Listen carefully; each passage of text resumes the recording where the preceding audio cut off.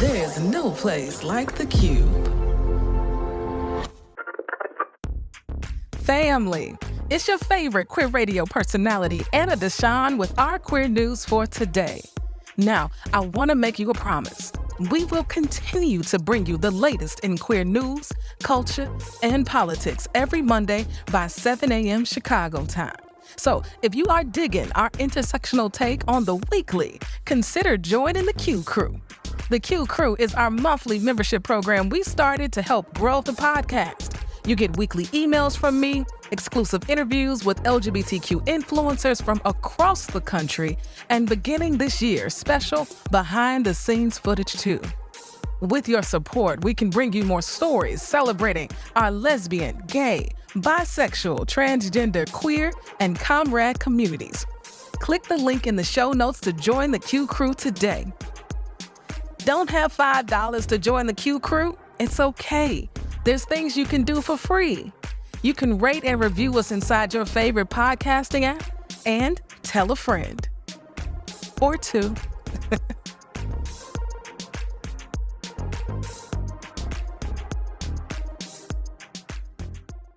Family, this is your favorite queer radio personality, Anna Deshawn here.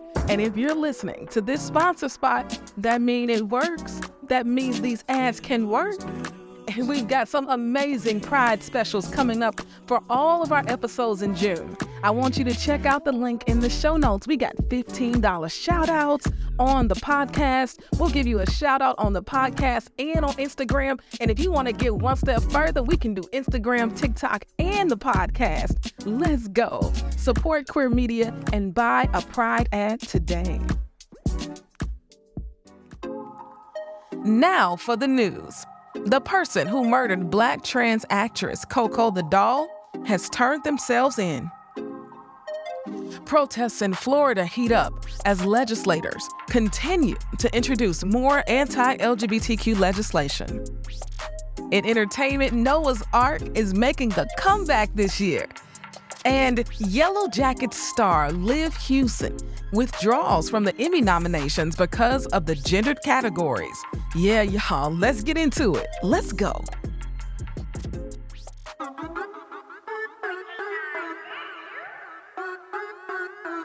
You are now tuned in to higher frequencies. We do this frequently. Turn your radio station to E3 for that decency. Listen to great music and the latest movement. Safe listening for anyone that's tuned in. Who you waking up to? Anna Deshawn, Q Crew and friends. It's that real talk. Online radio with the spins. You caught up in traffic, frustrated. Just check in with E3 to shift your vibrations and get elevated. That's queer radio done right. Choose to be yourself. That's the only way to live life, and that's how it's done here. Just know y'all tuned in to the greatest. Ain't no competition. We ain't worried about the other stations. Check. Family, 2 weeks ago, I reported on the murder of Ashley Burton. Y'all remember that? A Black trans woman who was killed in Atlanta and found outside of her apartment complex? Right. And then last week, I reported on another Black trans woman who was murdered in Atlanta, Rashida Williams, right? Who the world knew as Koko Da Doll. Koko was a rising star in the entertainment industry who was just featured in the hit 2023 Sundance Film Festival documentary Kokomo City. It had even been picked up by Lena Waithe's company, right, for distribution. Like, her star was definitely on the rise. Well, this week, I have some news about Rashida's investigation. Her murderer actually turned himself into the police. His name, Jermarcus Jernigan. He's 17, y'all. 17. Basically a baby himself who took someone else's life. And no motive has been shared with the police. I haven't seen any reports talking about why he did what he did. But the Atlanta Police Department was able to establish probable cause and secure warrants for murder, aggravated assault, and possession of a firearm.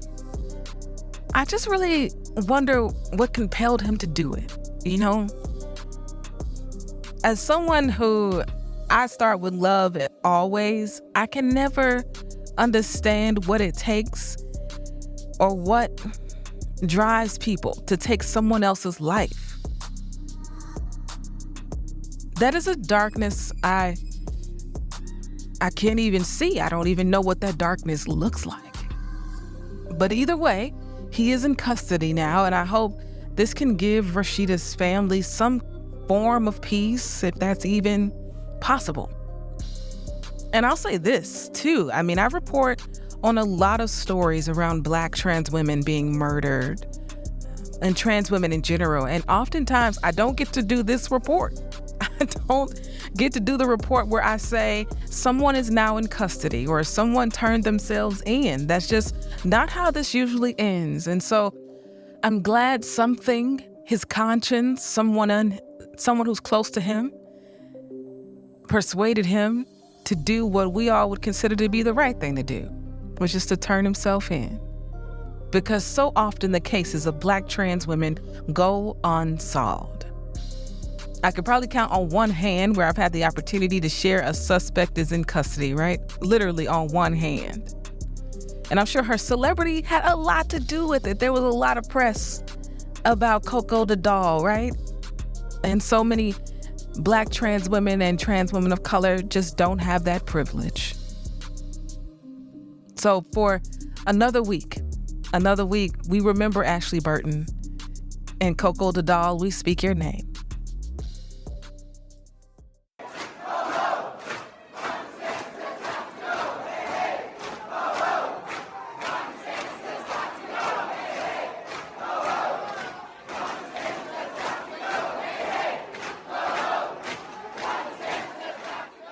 Hey, oh, Ron DeSantis has got to go. Hey, oh, Ron DeSantis has got to go. Yes. I hope wherever you were, whether you're driving in your car, whether you're working out, whether you're cleaning your house, wherever you are right now listening to this podcast, I hope you joined into those chants, okay? They got me pumped. They got me hyped. On this episode, in political news, I want to focus on Florida because I just feel like Ron DeSantis has been showing what evil really looks like when it plays out in political spaces, okay? And Florida is a place where the queers go, okay? Miami is the spot. And I feel like what he's doing to Florida and what he's doing to our family members in Florida is nothing but evil. So let's just take a little bit of time to talk about Florida today. Those chants that you heard, right? They were from protesters this past week inside the Tallahassee legislature. They were protesting against the anti-trans legislation that's been proposed and passed in Florida to date. Okay, now, RuPaul's Drag Race stars Detox and Roxy Andrews actually joined in this fight against Republican lawmakers. They were amongst hundreds of protesters who showed up at the state Capitol building on April 25th to protest the passing of Senate Bill 1438.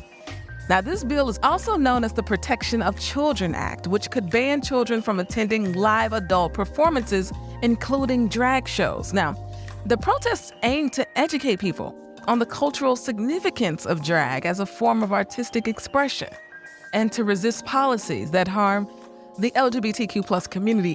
You know, in addition to that chant that y'all heard earlier, they also chanted, drag is not a crime. Drag is not a crime, okay? And vowed to fight against the anti-LGBTQ agenda that is happening right now in Florida. And in addition to Senate Bill 1438, I would be remiss if I didn't mention Senate Bill 254 that has been introduced in Florida, all right? Now, this law would allow the state to take temporary, quote-unquote, physical custody of minors receiving gender-affirming care. Like, they are literally talking about taking children from their parents. Yeah, this is wild. What world are we living in? But let me just tell you a little bit more. The Florida House of Representatives has approved, right? This is just one of 3 anti-LGBTQ bills, including this one that could separate trans children from their affirming parents. The bill would classify gender-affirming care for minors as a form of serious physical harm. And this serious physical harm that they claim is happening could cite to justify taking physical custody of the child Yeah, y'all, this is happening. Additionally, state funds will be prohibited from providing gender-affirming care, adding to the confusion around those laws in Florida. I'm thankful for the land illegals of the world, the National Center for Lesbian Rights, the Human Rights Campaign, Equality Florida. I'm grateful for these organizations that are actively fighting against this legislation in Florida. Yeah, so land illegals attorney Carl Charles said Republicans are, quote, taking aim at lower hanging fruit of gender variance after losing their war against gay marriage. And they are. They lost gay marriage, and now they've found a way to make us part of the conversation, right? They have chosen to attack those on the margins, those who have the least amount of representation, those who folks understand the least, and demonize them. That's what they've done, and they've done a masterful job of it. And it is exactly what hate looks like when it shows up in politics. Now, this has all led to people actually leaving the state, truly being refugees in their own country. And we recently saw Dwyane Wade speak out about this in a recent interview with Rachel Nichols, right? We all know Rachel Nichols. She left ESPN in a big controversy, but she's been a very high-profile reporter in sports, right? And she sat down with Dwyane Wade and hear what he had to say about moving his family out of Florida. Take a listen. What do you have to say to some of those state legislators who maybe have your jersey in their closets, who came and brought their kids to your game to cheer for you? Well, I think that's another reason why I don't live in that state. A lot of people don't know that. I have to make decisions for my family, not just personal individual decisions. I mean, obviously the taxes is great. Okay. Having Wade County is great, but my family would not be accepted or feel comfortable there. So that's one of the reasons why I don't live there. Yeah, and I promise y'all, I've said this before on this pod, Dwyane Wade, Gabrielle Union, the way they have supported Zaya and her transition has been the epitome of an example. They are the example of what it means to be inclusive and loving parents. They really, really are. And so the fact that they have chosen not to live in Florida, where Dwyane Wade has really cemented his basketball legacy, I think says a whole lot. And this really is the very reality for many parents who have trans children in these red states. They are choosing to leave so that their children can have the rights and freedoms of everyone else. I will also say, and I think it's important to note, that this is a privilege, okay? This is very much so an economic privilege to be able to move your entire family, your entire life out of a state. Not everyone can do that. Many of us cannot. And it is for those folks that we fight for. It is why we speak up for those who don't have those economic privileges. We must fight for their equality and their rightful treatment under the law. Oftentimes when I'm talking about these things, I know y'all listening want to know how you can help or what you can do. And I will continue to say I believe in these 3 T's, time, treasure, and talent. All of us have one of these 3 T's at any given moment in our lives. Right now, you have one, time, talent, or treasure. And I believe there are so many organizations out here doing the work. So you figure out how you can plug yourself in. Time, talent, or treasure, right? They absolutely want your treasure. The kind that folds, that doesn't jingle, okay? But if you don't have that, you got some talents you can give an organization, right? And if you don't have that, maybe you've got some time you can give. We must support those who support us. I feel like I've been on a lot of soapboxes, so we just take a deep breath. And this is a great time for us to take a quick break and hear from a couple of our sponsors, and then we'll be right back. Are you lost in your podcast journey? If so, you found the right podcast. My name is DJ Tracy Treese, and I'm a podcast producer. In partnership with theCUBE, I'm bringing you the Lost and Found for podcasters. I've worked behind the scenes on some of your favorite podcasts, and I'll be bringing you some great conversations with podcast industry experts to help you find your way through your podcast journey. There's so much information out there, and the industry is rapidly changing. No need to feel lost. You found the right podcast. Subscribe to the Lost and Found for podcasters now. Everywhere that you listen to podcasts, if you prefer your podcast in video, click the link in the description to subscribe to this podcast on YouTube. Family. Black people in the South make up 38% of the population, but 52% of all new HIV infections. So why aren't we talking about it? I'm Anna Deshawn, your favorite queer radio personality. My co-host Dwyane Kramer and I will explore the shame, the stigma, and the solutions. This is Black HIV in the South. How did we get here? Tune in on theCUBE or wherever you get your podcasts. All right, family, welcome back. Now let's get into some culture and entertainment news, all right?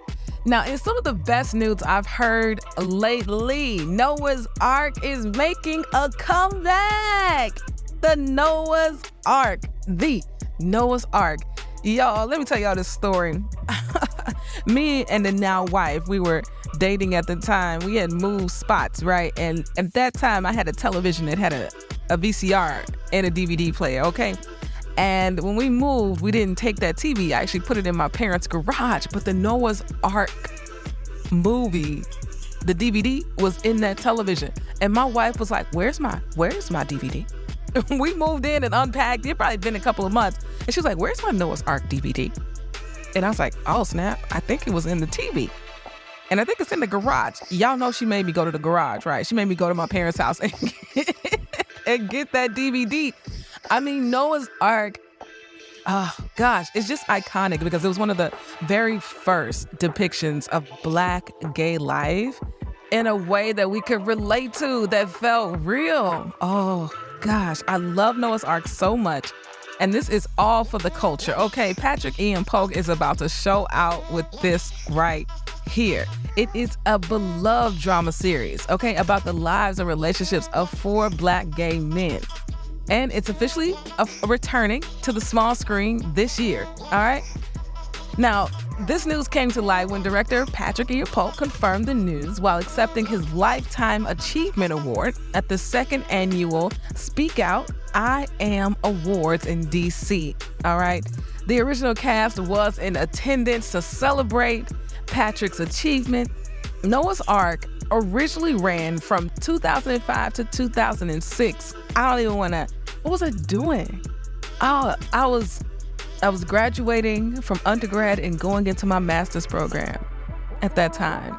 So I was still figuring a whole hell of a lot of stuff out at that time in my life. And so to see them on screen was everything because we didn't have Black representation on the L Word at that time. You know what I'm saying? And so Noah's Ark was it. Even though there weren't lesbians in it, those were our brothers, you know what I'm saying? And so it really broke the ground for focusing on the love lives and relationships of Black gay men, where there was not any really representation, queer folks of color in the media. So I am so excited about this Noah's Ark comeback. Yo, we're gonna have to do a watch party or something, huh? I think so.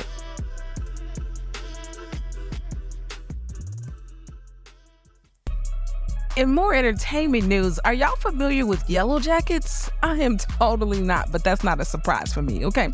Now, Yellowjackets is a show that centers on the members of a high school soccer team who are called the Yellowjackets that survived a plane crash in the wilderness, okay? So that's sort of what this show centers around, and it's on Showtime. And actually right now, I don't even know if we have Showtime, but Liv Hewson, a non-binary actor who plays Van on the 2nd season of Yellowjackets, has actually withdrawn from Emmy's consideration due to the award's binary gendered categories. Now, I think this is a really beautiful story because we don't often talk about how award shows are gendered, right? And because Liv identifies as non-binary, a woman's category or a men's category doesn't fit who they are or represent who they are. And so Liv says, it would be inaccurate for me to submit myself as an actress. It neither makes sense for me to be lumped in with the boys, right? Absolutely. And so although the Emmys announced in 2021 that actors may choose to have the gender neutral term, quote unquote, performer listed on their nomination certificates, the binary awards categories still remain. I mean, that's been a staple and they're still there. So withdrawing from awards contention has increasingly become a form of protest for non-binary performers who are calling for an end to gendered categories at award shows. So big ups to Liv. We support you in withdrawing from the Emmy nominations. I think that's a big deal, right? Because to even be considered for an Emmy, that's like a pinnacle of your career. And so to decide to not be in contention for the running because of gendered categories, that is absolutely a protest. You feel me? But Liv, you keep doing Emmy nomination type work and you'll definitely get all the awards and success that you deserve, my friend. Absolutely. All right, y'all. Y'all already know what time it is. It's time for us to close out the podcast. It is Anna's Got a Word because I've always got a word to say. And on this episode, I wanted to close out by honoring the legend that is Harry Belafonte. We lost him this past week physically, right? And for me, when I heard the news, it just hit me that we have lost another hero from that generation. Yeah, a true American hero. That is exactly who he was.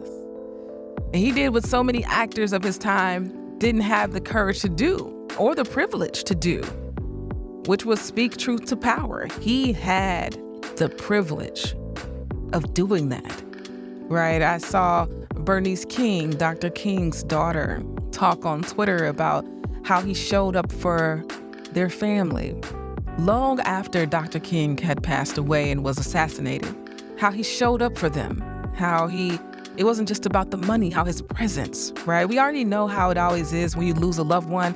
People show up in the beginning and then they fade off and get back into their lives. But she talked about how he was always there. And that was really the essence of who he was. He has a quote that says, "Artists are the gatekeepers of truth. We are civilization's anchor. We are the compass for humanity's conscience." Oof. I notice how I feel about the work we're doing with Queer News. I feel like we are humanity's conscience here. What bleeds does not lead. I do my best to show the humanity in people. We are not made up of the bills that are introduced in legislatures across this country. We aren't made up of the hate crimes that happen to folks in our community. We're so much more than that. We're people looking just to live our lives. And I often reflect on the fact that those who hate us don't know us. And if they knew the truth, they wouldn't dare hold that type of vitriol against us because there's nothing human about it. There just isn't. And so, Harry Belafonte, I thank you for your courage. I thank you for being you. And I thank you for your words of wisdom because artists are the gatekeepers of truth. We are civilization's anchor. And we are the compass for humanity's conscience. Family, I hope y'all enjoyed this episode. I hope you tell a friend or two to tune in to the pod. And until next week, peace.